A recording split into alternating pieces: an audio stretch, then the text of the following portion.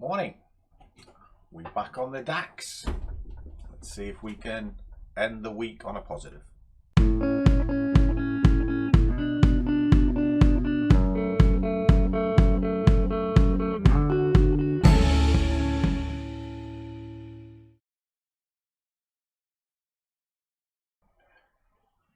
a warm welcome to one and all. For those of you not seen me before, my name is Langers. I am the coffee-driven scruffy trader. If you've been following the videos recently, every morning I've been doing one setup, one trade to hopefully make one wage. That's the idea of sorts, kind of a tagline if you want to call it that. But basically what it is, it's just setting up a single trade before you go to work. And the idea is you can build up a small pot of money that eventually might turn into something. Now, it's called the DAX rotation. Why? Because the markets constantly rotate on themselves. And you'll often see markets go one way and then turn around and go the opposite way throughout the day.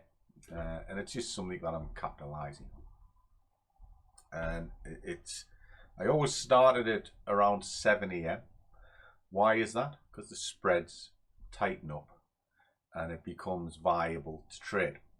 Prior to 7 AM, the spreads are wide and it's quite expensive.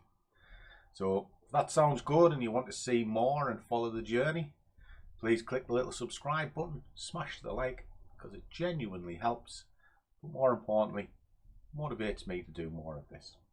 So let's fire up the screens, because these videos are kind of quick and bouncy. It's just literally, this is where we're up to, this is what I expected to do, and then the trade itself.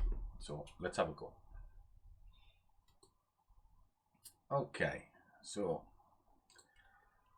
what we're looking at here is I started with a £500 balance, just because it's easy access to most traders. And also it's about the smallest balance you need to trade the DAX. Anything less than that, you're going to struggle to open up a position. And over the course of 7 days, that's 7 working days by the way, Monday through Tuesday through Friday, because I don't trade on a Monday. Reason being, it's too unpredictable on a morning, and if I am going to trade, it's from lunchtime onwards. So it discounts this. So this runs Tuesday through Friday. It's a clean sweep of sorts because on this day here, we didn't trade at all. It was, the conditions weren't correct. So you just don't trade.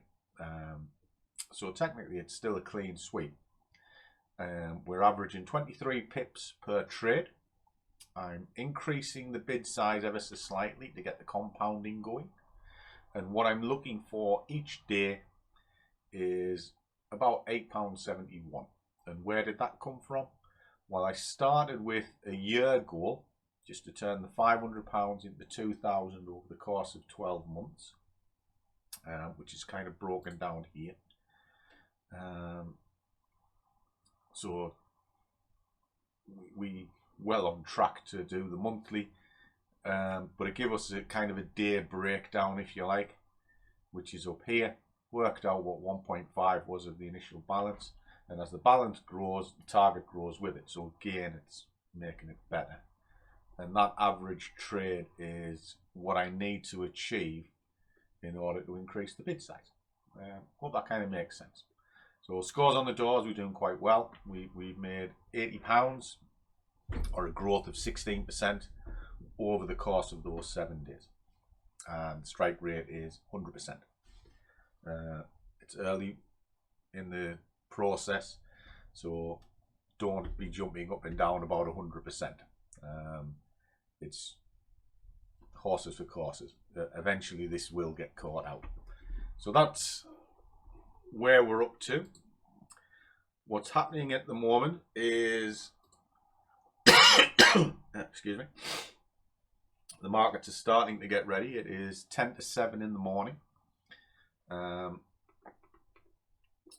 we expecting to get down into these stage targets, but the way it is at the moment, it could easily squeeze up into this section first. So sort of kind of waiting and watching, because that's all we do. But I always let the price come to me, and ideally get into the middle one, certainly, and if we can get down onto this result. But that's what the 3-stage trigger's for. It's just a guide. That's all it is. It's just a guide of getting. And the idea of this guide is starting to brush the bottoms here, which is the last recent low, and then ideally running down into key levels. Simple stuff. All right. So what I'll do is I'll pause the camera just now, and I'll come back just on 7, and we'll see if there's a setup, and if not, then you wait, but I'll kind of explain that at 7 o'clock. Okay? Well, we're waiting. Okay guys, so come back. It is 1 minute to 7. Enjoying my coffee, because we all know Scruffy likes a coffee, and he does. He's knackered. I might do this on an early morning, but I am not a morning person at all. In fact, I loathe mornings. I always have. Always been a night owl. Anyway, so we're nearly there. Oh, there we go. And let's have a little look. So, scores on the doors. We're at 65p a position. And let's have a little look. So we'll turn that into 65p. We are going to be selling this market. Now I always make the price come to me. Always. Right. Now I haven't got enough money to split the pairs or split the trades at the moment. So let's just kind of well, we're in straight away, so there's no trailing of price today. What we're going to do is just get that down onto there, like so. Oh, blimey, quick. This has rocketed down. Okay. And then some. All right. So let's run out of steam rather quickly. Okay. All right.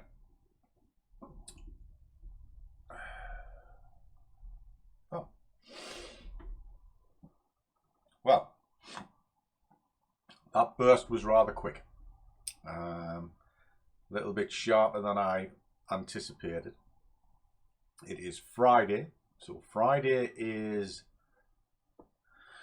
it's an odd day to say the least. Why is that? Because the markets can be terribly erratic on a Friday. They can on a Monday as well, more so on a Monday. Monday is a nightmare. But on a Friday, I'm normally just a little bit conservative with targets, etc. So I'm kind of playing devil's advocate today and going in the middle. So we'll just push it there. As soon as it breaks this, I'll be looking to pull stops down into break even, etc. Stop placement is just other side of zones, out the way. I'm not into tight stops. I think they are a waste of time, and you're just really opening yourself up for the market to take money off you. Your skill as a trader should be able to identify a trade, be pretty confident in it before you go into that trade, but you must be able to allow it to breathe and then you just manage it. And that's the way I control stop. Put my teeth in too early. It's the way I control stops. I manage the trade rather than pray. Okay. So let's see this play out. I'll just leave the camera running and I'll come back to it at the end. But the idea is, looking at this, it's going to be either that target or this one here. Okay. So see you soon.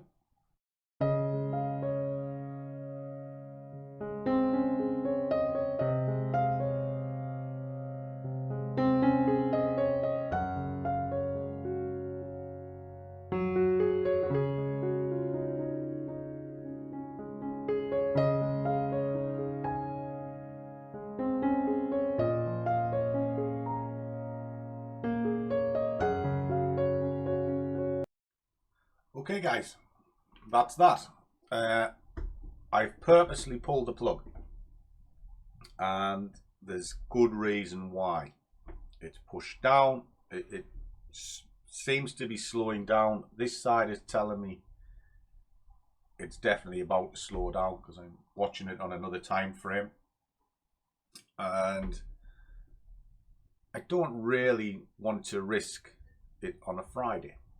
So it's near enough there, and I'm not going to sort of get caught with it.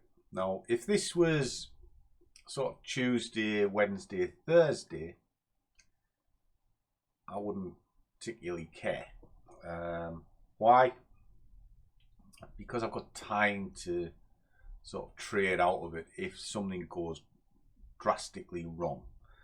However, on a Friday, as I said at the start of this, it's an erratic day, and I always treat every trade with kid gloves, and if it's there or thereabouts, I'm fine with that. It may well push down, it's having another little go, but I think this is about as far as it's going to get, and I'd rather have 80% of a winner than 100% of a loser. And the other thing is, it's had a good week, so happy days, happy days. Well, what do you know? It's just tagged it. There you go, happy days. Anyway, still being paid, and I'm quite happy, and it's been done in about 9 minutes. So where are we at? There you are. Actually pulled it out a bit too early, didn't I? Bugger. 5:46. That was a bit of a shame, wasn't it? Dropped the bollock, guys. Pulled it too early. Pulled it too early. But what you got to remember is there's a spread on this of 2, so it's still got to get down into here before it will sort of trigger out the target. So for all it's tagged that will come down, tag, and just bounce away as it did the other day and leave me behind. So I think balls. Definitely dropped the clanger because it's just pushed into, it would have hit target. Bollocks. Oh well, you can't win them all, guys, and I am only human and I do make mistakes. But anyway, we still got money in the bag. So let's have a look, see where we're at. So that's 5:46.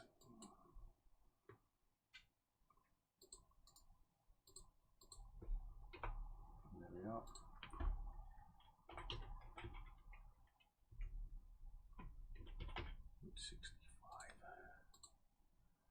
There we go. All right. So, my mistake, human error. But that's the game, isn't it? You can't be a machine all the time. But we'll do it all again next week. We'll see what happens on Tuesday. We are still running because I didn't quite achieve what I went to today. It was only 8 pips, which is a crying shame. Let's have a look, see what would have happened. Would have tagged it. Would have tagged it. Stupid, stupid boy. Stupid boy. But it is now starting to push away, which is what the other frame was showing me. Stupid boy, stupid boy. Okay. Quite annoyed with that, really. But this is live markets. It's live in front of you. Mistakes are made. The difference is accept your mistake. I will be journaling that. And it's something to work on. So again, that's something to take away from today. If you are going to make a mistake, know why you made a mistake. And today, it's very simple. I'm knackered. Wasn't paying as much attention as I should. It's Friday, so I was a little bit wary of the trade. And I just wanted out because I thought it was going to turn. And actually looking at the market now, it is turning. So maybe the decision was right. How do I describe this? You've heard me say it before. I'd rather have 80% of a winner than 100% of a loser. And this is one of those kind of situations because I'm a big believer in reading the markets as much as sticking to plan. I have a rigid plan. I know exactly what it is and how it works. But there are always going to be situations where you've got to use your intuition. And this morning was kind of one of them. And it's one of those that you just think this might be a little bit too risky. And the reason why I pulled it was because the first stage was at the bottom of a swing low, which it would test. And it was turning on another time frame. And my gut instinct said this isn't going to push down to stage 3. In fact, it's probably just going to pull away. And that's why I pulled it. In fact, if I just flip the screen back over, you can see my instinct was right. It is moving away. That was just a final flush. But I could have easily been caught with that. And that's one of the things. It was still within my plan because I do watch indicators, etc. And if the indicator is lining up with a time frame and I can see something's moving, it's basically a trigger to get out. And that's what I've done. And well, my instinct was right. But the target didn't get as much money as I would have liked, but I still got paid. That's the key thing. So I suppose what you can think about over the weekend is it better to cut and run and be paid, or hang on and lose a lot? You know, I was asked the other day when the market came to just on target and then rattled away, why I didn't kill it at that point. It was because in my plan, my exit plan, none of the criteria was ticked at that point, so it was still valid. It was still going to go further down, as it did. But markets breathe. They move up, they move down, they move up, they move down. And that's just part and parcel. Always going to move up as a way. Give it take a breath in. And then as it breathes out, it'll move down into target, which it did on that day. Today is a different kettle of fish. And the criteria I'm looking for was not quite there. So there we go. Still made some money. It's 7:15. So happy days. And we'll do it all again next week. We'll run it through to the end of the month. So there we are. You trade well, keep the risk managed, but above all, do what you love, and the money will follow. See you all in the next one.